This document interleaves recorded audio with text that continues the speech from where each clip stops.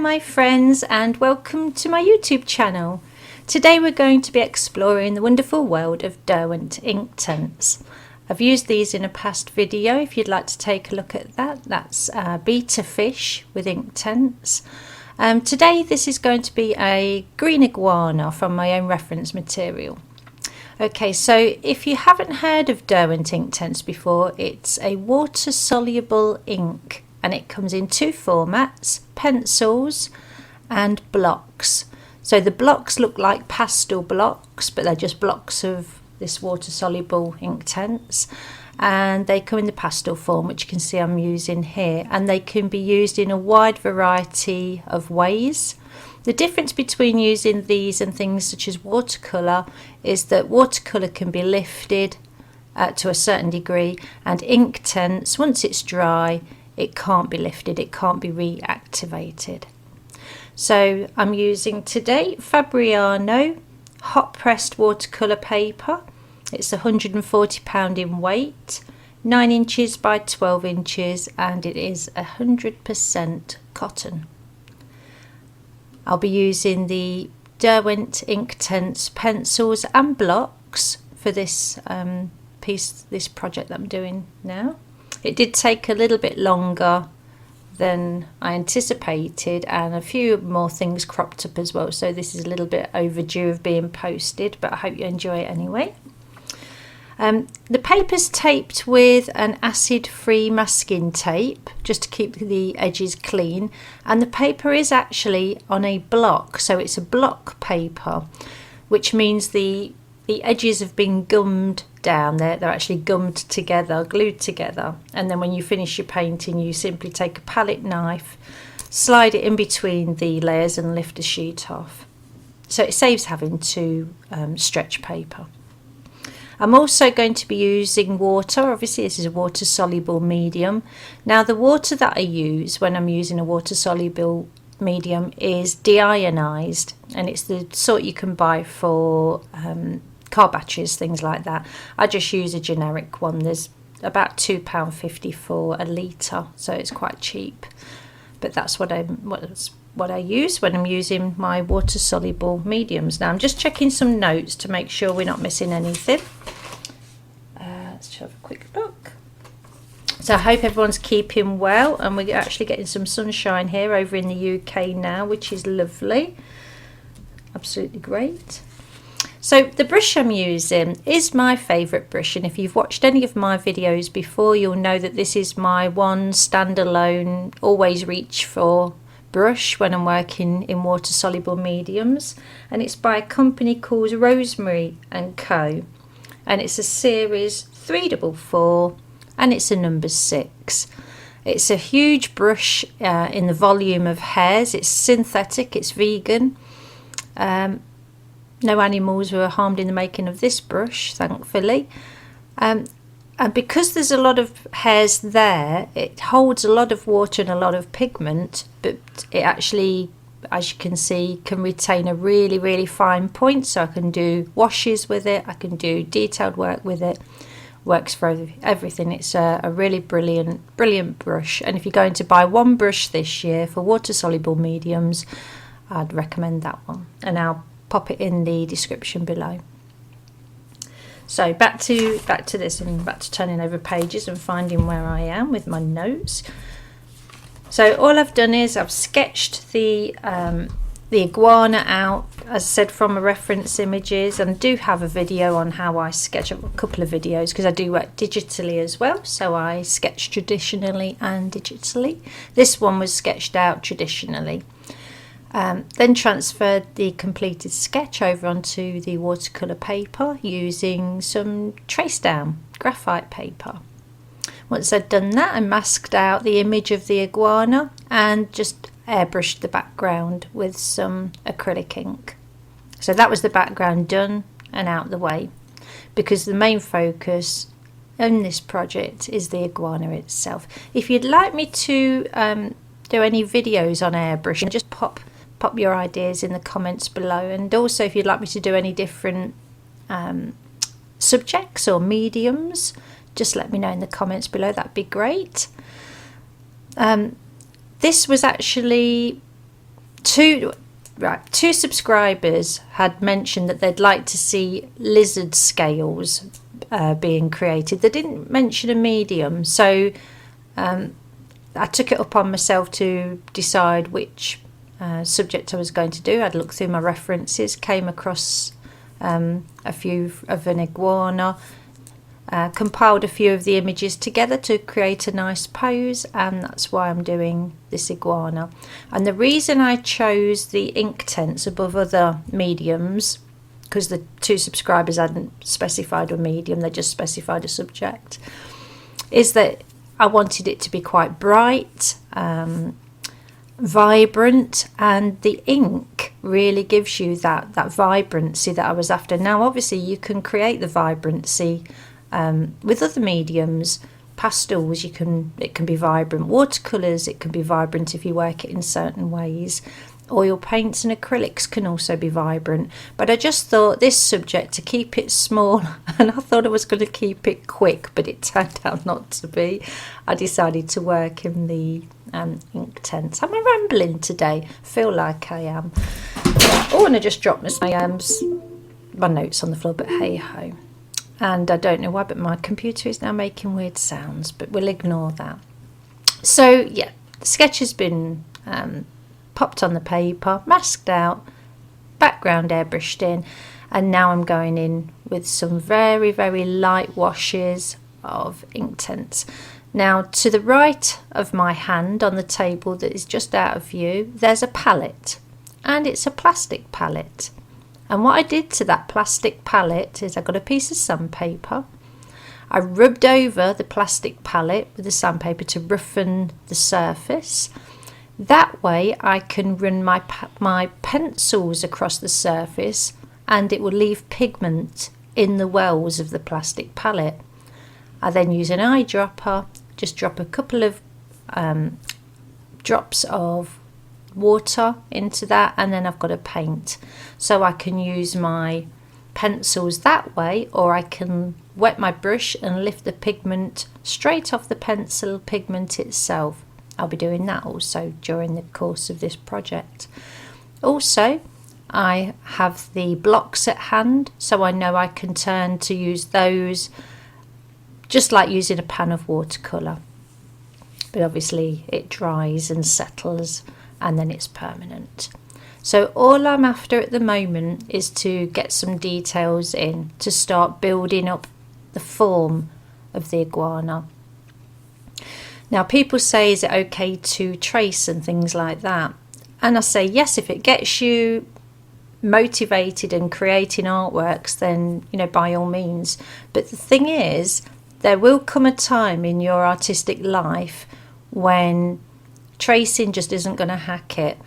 And as you'll see later in this project, the sketch I did, I just had preliminary lines, and they're the lines that I've transferred, but that's not going to be enough lines there for me to complete this project. So I do keep returning to picking up a normal mechanical pencil. I think it's a 0.5 HB, and sketching in more details. And this is where you can't rely on tracing things. I need to get details onto that painting without any tracing, just working directly from a digital image that's on my iPad in front of me. And that's where I really encourage people to practice. Start off with tracing by all means, but practice your freehand drawing as well, because there are going to come times in your life, in your artistic journey, when you're going to have to rely on your ability to draw. Okay, so with Inktense, as I said, you can lay down layer after layer after layer, because the initial layers you lay down, let them dry. I sometimes use a hairdryer, and you'll see that later in this project. But once they're dry, they're permanent. I mean, you could scrub at them, I guess, with something quite harsh, and it would lift a little bit of the colour, but the trouble is you'd be disturbing the surface of your paper as well, so that's not really what you want. The idea of working with Inktense as opposed to watercolour is the fact that they are permanent once they're down. Now the permanency can differ by the way you apply this medium. If I was to get a piece of paper and one of the Inktense pencils and just scribble over the paper in an area just with a pencil. Then apply water to it, make a bit of a wash, and then dry it. Either let it dry on its own or dry it with a hairdryer.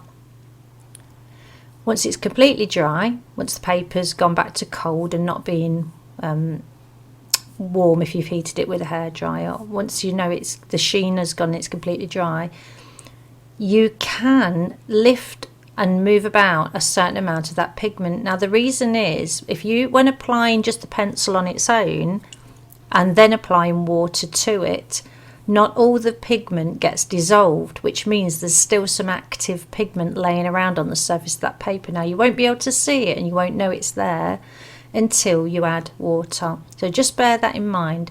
But this way, working wet on wet, so in some areas I'm applying a tiny bit of water first and then putting a little bit of pigment, wet pigment in, and letting it spread. This way I know that when that is dry it's going to be permanent, for the simple reason is all of the pigments have already been activated. I hope that makes sense. If you've got any questions, just pop them in the comments below and I'll do my best to answer them for you. So that's the way to avoid unactivated pigments, is to work wet on wet and wet on dry. It's just when you work dry on dry and then add the water that it seems to not activate all the pigment. But that might be something you're after. You might want, say, a background or something where there's a little bit of what looks like granulation, and that'd be quite effective with Inktense if you worked it, just scribbled on a piece of paper with a pencil and then activated it with water, then let that dry, then reactivated it with maybe another pigment. That'd be quite interesting to see what mixes you get, because it would be a surprise, because you wouldn't know what percentage of the pigment had been activated as opposed to not. Okay, I'm just making myself confused now, but I hope you get the gist of that. So all I'm doing now, I'm creating base layers. So all of the work that I'm doing now, that you see going on now, is just a base layer for what I want to go on top. Now, when you look at a reference image, or when I look at a reference image, I'm trying to see what's underneath of the colours that are laying on top. Now, there could be a tone running through. There's always a value running through the picture itself, but what's the tone, what's the hue, and it's the colour underneath everything else that I'm trying to get on to begin with. One, it gives me a starting point, because I don't think I know any artists who like staring at a blank piece of paper. It can be quite overwhelming, and every painting is completely different. When you start painting a new painting, sometimes it's as though I've never painted before. You know, it's getting over that first hurdle. That's why you see a lot of times when people work in oils or acrylics, they'll colour the whole canvas or whole piece of paper first, or with a burnt sienna or burnt umber, something like that. Don't know why my computer's making that strange noise. Anyway, please ignore that strange noise. My computer's got a mind of its own apparently today. So yeah, so I just want to get over that white space that's sort of staring up at me, and by that I just want to map out the scales. They're not really scales, they're just how the skin is, and just build up the layers from a base coat to a more defined, detailed layer. So here I've done one scale, miss one scale, miss one scale, going around this area. Now if you were to do two against each other, you might as well do the whole thing, because the two that are touching each other, because they're wet, will run into each other. With these videos, it's really hard because I don't know yet, because I've not been doing this for I've been teaching for over 20 years, I guess. But when it's video, I don't know how much the viewers understand, or if they're complete beginners, if you're more experience, then I apologise if my explanations are a little bit too basic, but I just want to make these sort of tutorials open to everybody, so you can see what techniques I'm using and then take them and use the same techniques on your projects. So this area, I've wet it just with the water, and now I'm just dripping little bits of pigment in and letting them do their own thing.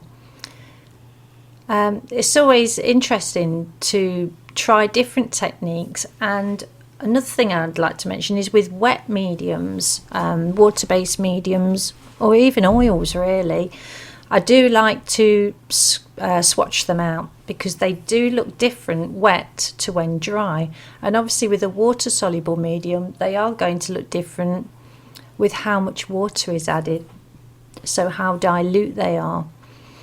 So straight off the pencil, dry, looks very, very different to straight off the pencil with a little bit of water added. So they dry a different colour, different hue and a different tone to when they're wet. So we've worked around quite an area now, just the same thing, leaving a little bit of space. I think at this point it looks quite nice like this for a different style, quite stylised. It looks almost batik in style. Then on with some pencil work. Now with the pencil work, once you've got a base coat layer down like this, you could either leave it, and obviously it'd be quite stylised looking, whatever you decided to do. You could do flowers like this and they'd look like batik flowers. So you could leave it, or you could, we know now that because we work wet in wet and wet on dry, that all that pigment is permanent. So now you could go on with more wet on wet, so you can add water now to these areas and drop more colour in because the colour underneath won't shift. So you could work it like that, or like this. You could add the dry pencil mediums. You could even take one of the blocks and use that dry. You know, you don't have to add water to the blocks. If the blocks are all you have, you could actually take the block and rub that on the paper too.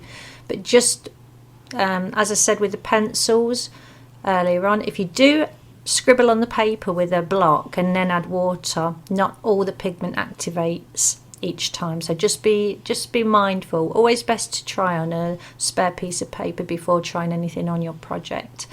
So here, back on with some more pencil. These are all the Inktense pencils. Now I could either leave that dry, just leave it alone and say that's done, it's picked up the texture of the paper and I like that, I'll leave it, or get the colour on there excuse me, and then add water. And you can go, the beauty of this medium is you can go backwards and forwards between the blocks, the pencils, dry or wet. It's a phenomenal medium, it really is. And I've heard a lot of people sort of not getting on very well with it, and I don't know what they were expecting from this medium, but I love it. After the first initial sort of 15 minutes of playing with this medium, when I first got the blocks and the pencils, finding out what they could do, what they couldn't do, what they were like and what they weren't like, you know, comparing them to other mediums. Once you're over that sort of 15-minute learning curve, it's wonderful. They are absolutely gorgeous, and I thoroughly recommend them to anybody who wants to give them a go. Now this is white, and all I'm doing, I've wet my brush and I'm lifting the white off the white block, not off the white pencil, off the white block. The white block seems to be more opaque when applied as opposed to the white pencil. So wherever there's white highlights, they've been applied using the white block and not the white pencil. Just something to keep in mind. However, the white pencil is great. If I laid down some green pencil and I wanted to lighten it, applying white pencil and then applying water would lighten that for me without bleaching it out, if you know what I mean, without making it too white and opaque.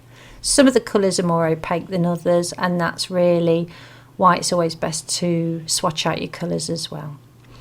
So as you saw me applying, it was a dark blue pencil between some of the scales. I've applied that over the majority of this part of the head now. Now what I decided was to apply water to some areas, so to activate some areas of that dark blue pencil, and to leave other areas unactivated, so to leave them dry. And that's the best thing about doing something like this. You could do a bird with the feathers and activate colours in some areas and not others, or flowers, or an autumn leaf, you know, anything. Just, you know, that is a fabulous medium, and I will be doing more with the Inktense. Very easy to use, not too expensive. Somebody asked me about using the Winsor & Newton artist inks that you buy in the little bottles. They're great too. They dry permanently, they dry matte, very flat, great to photograph, great to make prints from.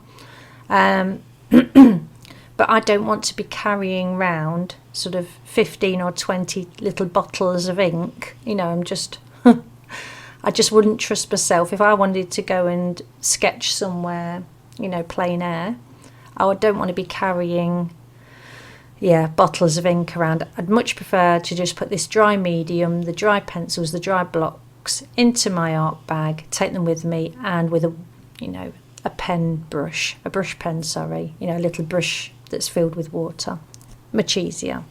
Okay, so the reason I didn't film the eye is because I hadn't really made this drawing as big as I should have done to get the detail in, so I leant right over it, and whilst leaning right over it, I forgot to switch my camera on. So, but the eye was just done exactly the same, built up in very, very light layers until I got the intensity of colour that I wanted. It was worked wet in wet to begin with, like this area is being worked, and then on with the dry pencils, and then activated with a tiny drop of water using this brush. And really it's just rinse and repeat, keeping my eye on the reference image and working from light to dark predominantly, but with these Inktense you can actually work light over dark as well, because you've got the beautiful opacity of some of the colours. And yeah, please do swatch your paints, because sometimes it's quite surprising. To do a little swatch, all you need to draw is use a Sharpie or something like that, that isn't going to bleed when water's placed on it. Draw a rectangle for each colour. So if you've got 12 colours that you want to swatch, then draw 12 little rectangles. Draw a line through each rectangle, so splitting the rectangle into a third and 2/3, or you could put 2 lines and have just 3/3, and then apply your swatch going from, say, left to right, going from 100% pigment to really watered down on the right, so you get a gradient. And then watching how well it covers that black line you have running through at 1/3 will show you the opacity of the paint. And you can also, if it's not too opaque, you can also pop another wash on if at a later date to see if it would be more opaque with 2 layers. See how well it covers up that black line that's running through the 1/3. If you want me to do a video about making swatches, then please leave comment in the comments below, and I'll happily see to that. Also, thank you so much for everybody that's hitting like. That's wonderful. Please hit like, if it really does help me as a channel.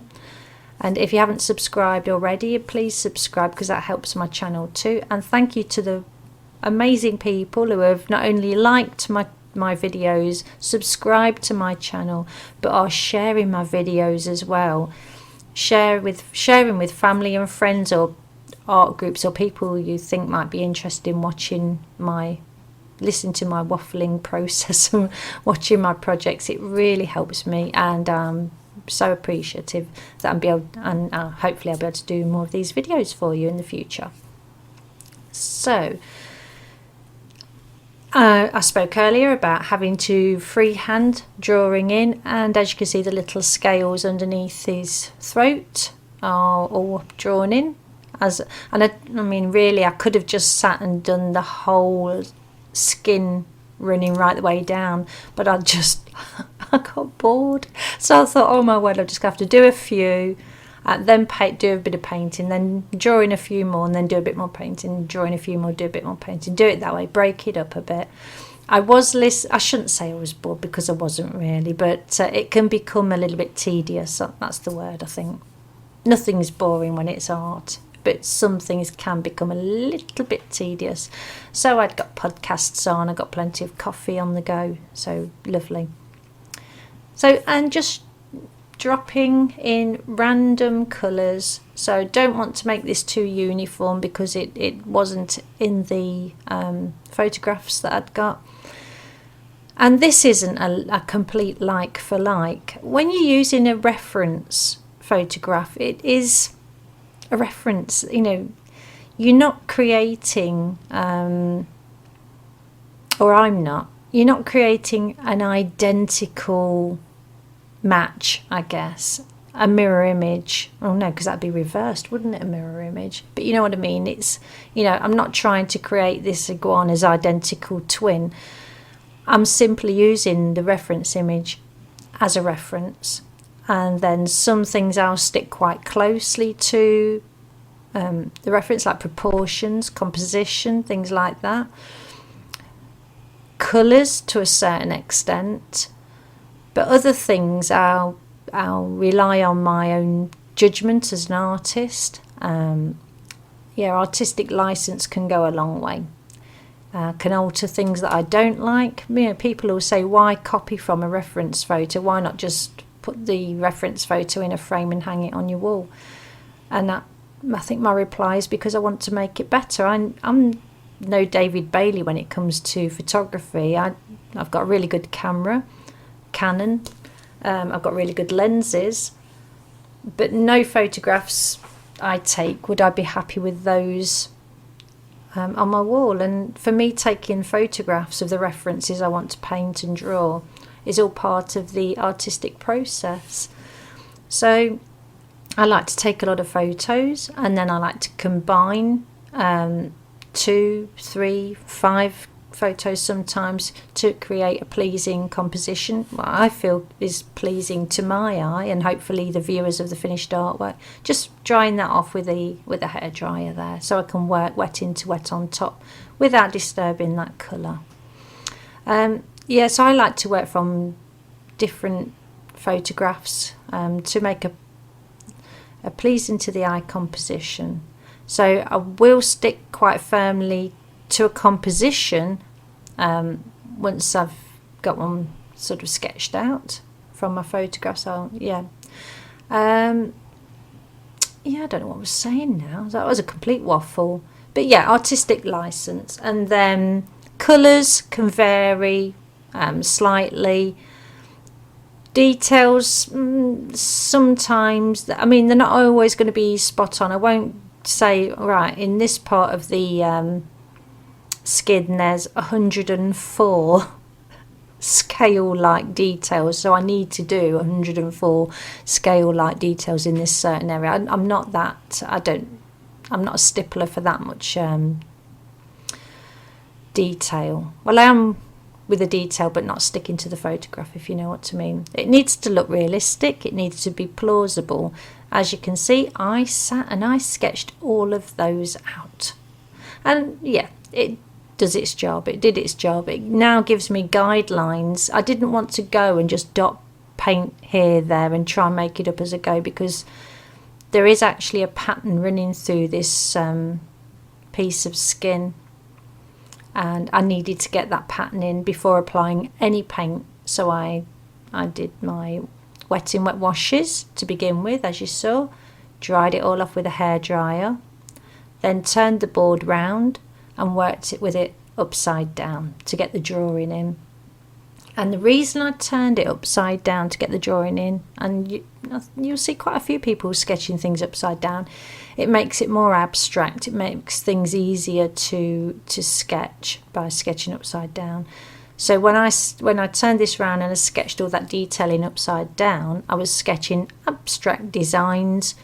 And my brain wasn't shouting at me, oh, hold up, you're sketching iguana skin. You know, to me it wasn't. It was just an abstract and very easy to do. So if you have any difficulties sketching anything, whether it be a dog or a tree or a flower, try turning your, apart from tracing, try turning your image upside down. Turn your drawing paper upside down and then sketching it upside down, because all of a sudden your brain won't be trying to tell you what an ear looks like or what a face looks like or what a certain flower looks like. It'll be looking for shapes, hopefully in an abstract design, and that is much easier to see and much easier to reproduce. If you want me to create any videos on sketching and different methods of sketching, then let me know in the comments below. I'll happily do that. I do have one video of how I sketch and sketching out a squirrel. I also have digital video of me sketching a camel head digitally. Whether I'm sketching digitally or traditionally, my methods are exactly the same. I look for the basic overall shapes first and then work the detail into the shapes. And the more you do, like anything, the easier it gets. With tracing, if you really are struggling with freehanding, then get yourself a little picture of something that's copyright free. So you could go on pixabay.com or unsplash.com. They've got thousands and thousands of photographs on there. Choose a photo of a subject you like, print it out and then trace it multiple times and then try freehanding it, and you'll find by having traced it multiple times you'll have already found where all the details are, where the overall shapes are, and they'll be easier to reproduce in a freehand sketch. Okay, so I just added, I think, about 5 or 7 layers on the skin hanging from the underneath of the neck. It's like a wattle, but it's not called a wattle. Can't remember the name of it now. But yeah, that was a lot of work. It took a long time. Right, I'm just reaching down onto the floor for my notes that have fell on the floor. Bear with me. Okay. Oh, computer makes a sound again. Strange. Okay, so yeah, I was hoping. Oh, sorry about that. I was hoping to get this done a little bit quicker than. Oh, I don't know why that's doing that. And it stopped. Okay, I was hoping to get this project done and uploaded for the following week, so I was having a video go out each week. But Easter caught up with me, and I was just busy over Easter with family things. And then this all happened in quite quick concession. That's not the right word. Succession.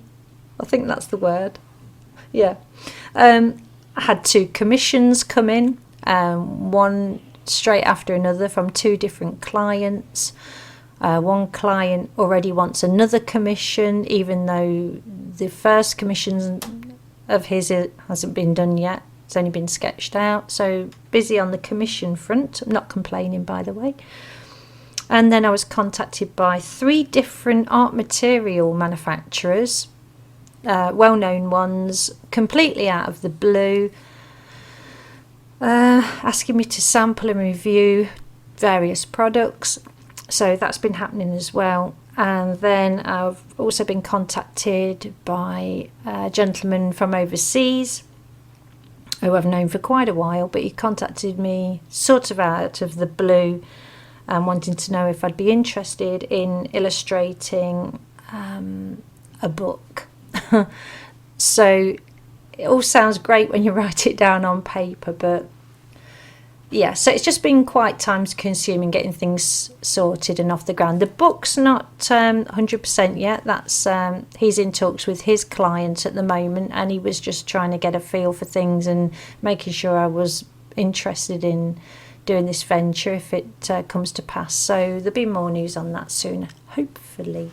But yes, I've been really busy this end, and trying to get this complete was very time consuming, but obviously enjoyable too. And then I had the video editing, which I did yesterday for this one. And funnily enough, while I was editing the video, my computer was as silent as a mouse. I don't know why it keeps making strange sounds today. But hopefully the audio is good with the mic. So lots of wet work, and it really is a rinse and repeat. Would you start getting familiar with this medium? It is just a breeze to work with. There's, as far as I'm concerned, there are no negatives. As you can see, you can mix up quite a thick mixture, a lot of pigment and little water, making sure that all the pigment is activated, and then applying it. And it really felt I was like applying like enamel. It was just went on so beautifully. And this isn't the blocks, this is wetting the pencil, so taking the pigment straight off the pencil to do this. So with a damp brush, and then picking the pigment off the end of the pencil, and just applies so beautifully. And you can see the beauty of this brush as well. It just holds so much water, so much pigment. You know, people think to get a lot of detailing you need a tiny brush with tiny bristles, and you see people using brushes with sort of a 000, and they've got like, you know, 3 bristles that are like millimeters long, and they're trying to do all the detail with that. Well, the thing is, with a small brush like that, it can't hold very much water, which means it can't hold very much pigment, which means you're continually having to dip your brush back into your paint source, whether that be, you know, taking the pigment off a pencil like this, or taking the paint out of a palette. Whereas this brush does it all. Okay, so just working some darks in now. And as you can see, the brush is damp, and literally just taking it straight off the pencil, straight onto the paper. And I know, because of the amount of water I've got in my brush, that the paint I'm laying down now, all the pigment is activated. You know, there's enough water in that brush to activate the pigment as it goes down onto the paper. So I've no fears about, when this is dry, putting water back over that area I should say. And none of it will lift, none of it will reactivate, because all the pigment has been activated already. If in doubt with any mediums, when you're doing your swatch sheet, have another piece of paper next to you and just try things out, just experiment. You know, the only wasted art material is the art material that's never used. So never think your art materials are that precious. I know some of the art materials are expensive, and I truly understand that. I'm in a fortunate place where a lot of companies provide me with art materials, but I do, you know, I thoroughly understand that some art materials are really expensive. And yeah, in the past I've saved up for art materials and bought them, so I do understand that. But the thing is, if we don't use them, if they just sit in a box looking pretty, then they're wasted. And you'll never get the joy that you initially wanted to get out of them. You know, you see beautiful paints and beautiful pencils, and, you know, you dream of owning them. The thing is, you dream of owning them and using them, and from beautiful pencils make beautiful artworks. So if you are going to spend money on artwork, on art materials, then, you know, use them. So here I'm showing you going straight on with a block. So this is the damp brush straight onto the block, and this white block, there you go, it's really opaque. So, and you can mix that with a colour. So say I'd gone too dark somewhere, say I'd gone on with green somewhere that was too dark a green and I wanted it to be a lighter green. Well, I wouldn't want to apply white like this really, although I could, because you could then wait for that to dry or dry it with a hairdryer and then glaze the required green over the top. What I could do, so I could do it that way, but what I could also do is take the white, take the original green pigment that went down to, you know, too heavy, and mix up in the well of my palette a lighter green and apply that, because it's opaque because you've added the white and it will cover over the darker green. And there you have him, Iguana in Derwent Inktense. Any questions, pop them in the comments below. I do respond to everybody. Thanks so much for joining me today. And if you've made it this far, wow, you've listened to 40 minutes of waffle, so thank you. Please hit like if you've enjoyed this video, and it really helps me, thank you. Please subscribe if you haven't already. I think I'm going to have a giveaway when I reach 2,000 subscribers, so you'll all be in with a chance of winning something, although I haven't figured out what yet. Might be a print, who knows. Watch this space, stay tuned. Yeah, stay safe everybody, stay creative. Please share this video or channel with your family and friends, whoever may be interested, and I look forward to seeing you all really soon. Hopefully next Tuesday or Wednesday will be my next release. Okay, see you soon, take care everybody, and bye for now. Bye bye.